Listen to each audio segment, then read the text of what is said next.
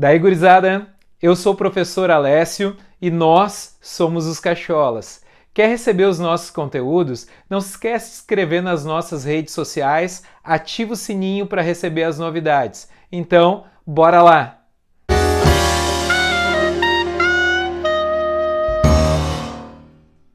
Daí, gurizada, tudo bem com vocês? Hoje a nossa aula vai ser sobre calorimetria e a gente vai falar sobre alguns conceitos que são importantes para a gente entender o estudo da calorimetria ao longo das nossas aulas. Então a gente começa falando sobre o que é calor e as suas unidades de medida, sobre capacidade térmica e para concluir a gente fala um pouquinho sobre calor específico. Então, let's bora!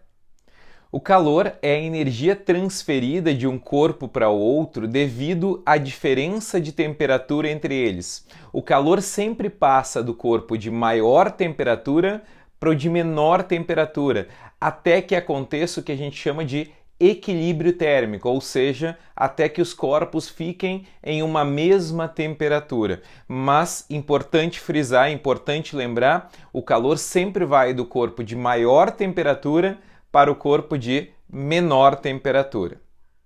A termodinâmica estuda as trocas de calor que acontecem entre um sistema são os corpos que eu estou observando para falar sobre as trocas de calor, e a sua vizinhança. A vizinhança é a região externa ao sistema. A gente diz que um sistema é termicamente isolado quando ele não troca calor com as suas vizinhanças. A gente pode falar da transferência de calor também. A transferência de calor, ela me diz como e com qual velocidade ocorre essa transferência de calor.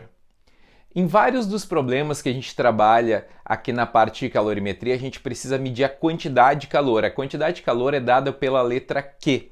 Por convenção, a gente estabelece que quando um corpo está recebendo calor, essa quantidade de calor vai ser positiva. Quando o corpo está perdendo calor, essa quantidade de calor é negativa. Lembrando, sempre passa calor do corpo de maior temperatura para o de menor. Então, o de maior estaria perdendo calor e o de menor temperatura estaria recebendo esse calor. Recebeu, quantidade de calor é positiva. Perdeu, quantidade de calor é negativa. Se os corpos não trocam calor, a quantidade de calor que está sendo trocada é igual a zero. A unidade que a gente utiliza, a unidade do Sistema Internacional que a gente utiliza para calor é o Joule. Lembra que calor é uma medida de energia, então como qualquer outra energia, no Sistema Internacional ela é dada em joules. Mas é muito comum, quando a gente fala de calor, usar uma outra unidade que não é do Sistema Internacional, que é a caloria.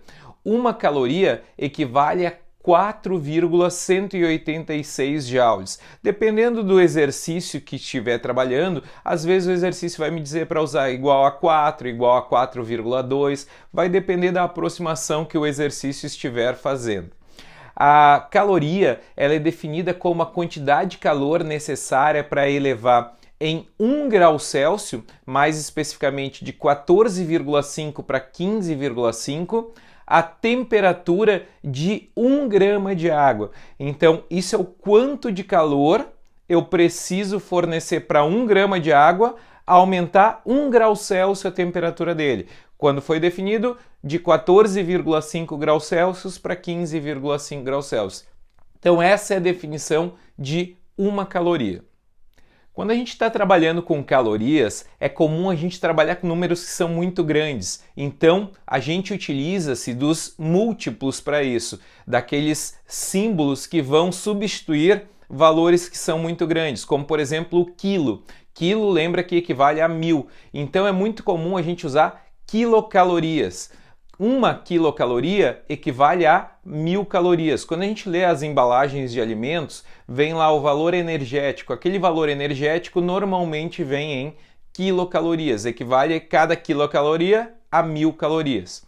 Uma outra unidade que também tem uma utilização muito prática quando a gente fala, por exemplo, de ar-condicionados, de refrigeradores, é o BTU, Bristol Thermal Unit. Esse BTU ele é definido como a quantidade de calor necessária para elevar em 1 grau Fahrenheit, de 63 graus Fahrenheit para 64 graus Fahrenheit, a temperatura de 1 libra de água. A capacidade térmica de um corpo, que é dado pela letra C, ela é dada pela razão entre a quantidade de calor que um corpo recebe ou perde e a respectiva variação de temperatura que esse corpo vai sofrer devido a essa perda ou ganho de calor. Então, através da razão da quantidade de calor pela variação de temperatura, a gente consegue estabelecer quanto de calor eu preciso fornecer ou retirar de um corpo para variar nele a temperatura em 1 grau Celsius ou em 1 Kelvin, por exemplo. A gente utiliza no sistema internacional unidade para capacidade térmica Joule por Kelvin ou Joule por grau Celsius, porque a variação de temperatura em Celsius e Kelvin é exatamente a mesma, então tanto faz se eu usar Celsius ou Kelvin ali. Outra unidade que a gente costuma utilizar muito é caloria por grau Celsius. A gente tem aqui um pequeno problema onde um corpo recebe 40 calorias e provoca nele uma variação de temperatura. Ele estava numa temperatura de 26 graus Celsius e vai para uma temperatura de 46 graus Celsius, ou seja, ele varia em 20 graus Celsius a temperatura.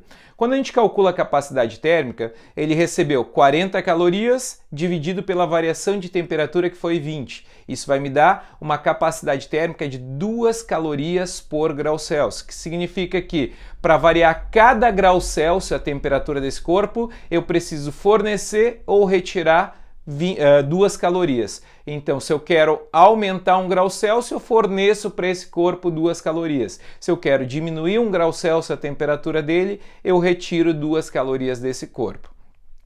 O equivalente em água seria a quantidade de água, a massa de água que teria a mesma capacidade térmica desse corpo. Então eu estou fazendo simplesmente uma relação, independente do material de que é feito o corpo, com a água. Essa é uma relação comum, é uma relação que aparece em muitos problemas. Ao invés de me perguntar a capacidade térmica, o problema me pede o equivalente em água. Aí basta eu calcular o quanto de água teria a mesma capacidade térmica do corpo.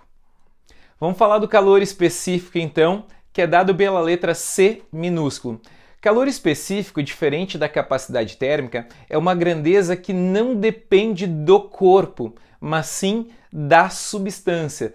Calor específico é uma grandeza característica de cada substância. Cada substância tem o seu calor específico. A capacidade térmica era uma grandeza que dependia do corpo. Se eu tivesse um balde com 1 litro de água e outro com 10 litros de água, eles têm capacidades térmicas diferentes.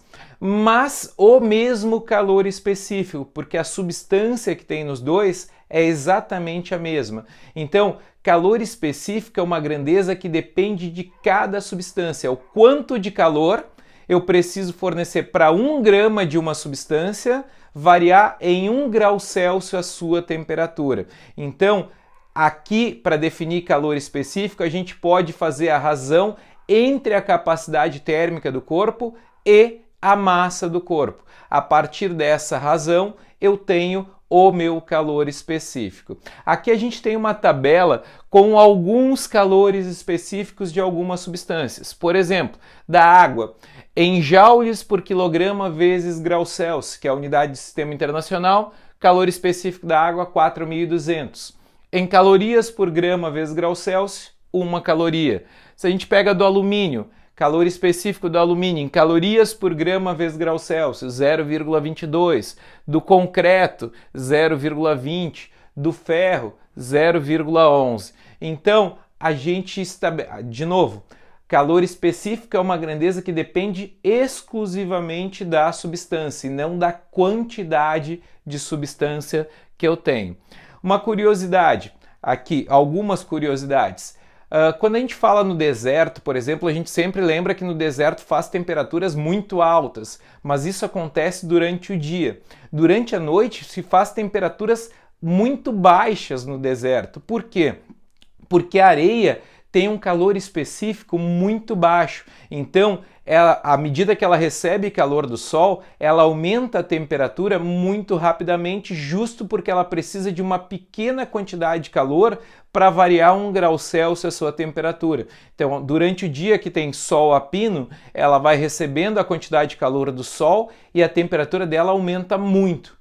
Só que assim como ela aumenta muito rápido a temperatura, ela também diminui muito rápido a temperatura. Durante a noite, quando não tem sol, a areia vai cedendo calor, vai perdendo calor para o ambiente e a temperatura diminui até temperaturas muito baixas. Outra coisa, na praia, por exemplo, quando a gente chega na praia durante o dia, à tarde, sol muito forte também, a gente pisa na areia, a areia está numa temperatura muito alta. A gente entra dentro da água, parece que a água está numa temperatura muito menor. Da mesma forma, o que acontece no deserto. A areia tem um calor específico muito menor que a água. Então, apesar de a água e a areia da praia estarem recebendo a mesma quantidade de calor proveniente do sol, a areia consegue aquecer mais rapidamente, por isso que ela fica numa temperatura maior do que a água. Quando a gente vai à noite para a praia, a gente percebe que a areia está numa temperatura mais baixa do que a água, exatamente porque ela perde calor mais rapidamente do que a água. Então a gente entra na água, ela está numa temperatura maior do que a areia. Gostaram da nossa aula de hoje? Gostou? Deixa um like, se inscreve no canal e continua assistindo as nossas aulas. Até a próxima, até mais!